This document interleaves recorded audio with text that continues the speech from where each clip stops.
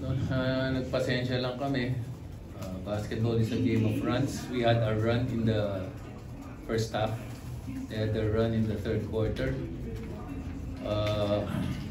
Mabuti na lang nakabalik ulit kami nung fourth quarter. Sheer hard work, sheer effort. Just the desire to extend the series. Kung si Jonard, kita natin effort niya, buwis buhay talaga. So, any coach would appreciate the effort they put up, no, not just him, but the rest of the guys. Na-withstand namin yung torrid shooting nila, ayaw magmintis kanina yung mga tira nila. Mabuti na lang na-survive namin. But that's really the way they play. So, at least buhay pa kami.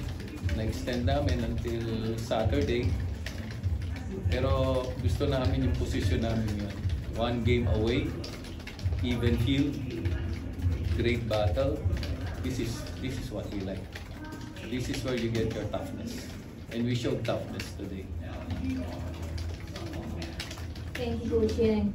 Jonard, gaya ng sabi ni Coach Yeng, buwis buhay. 20 points, 21 rebounds. Sinabi mo na to kanina, sa depensa, sa opensa, gagalingan mo talaga. Jonard, napakarami mong pinabilib ngayong araw. Paano mo nagawa yun? Anong nasa isip mo na nung nahihirapan na kayong lahat? Ikaw yung nagsilbing inspirasyon na bumuhay sa leadership.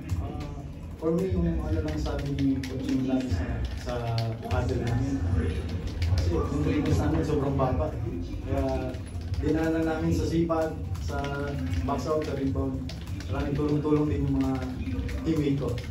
Then, at saka, kaya nga yung sabi ni Coach Yeng, walang matatalo sa depensa. Kailangan buwis buhay talaga.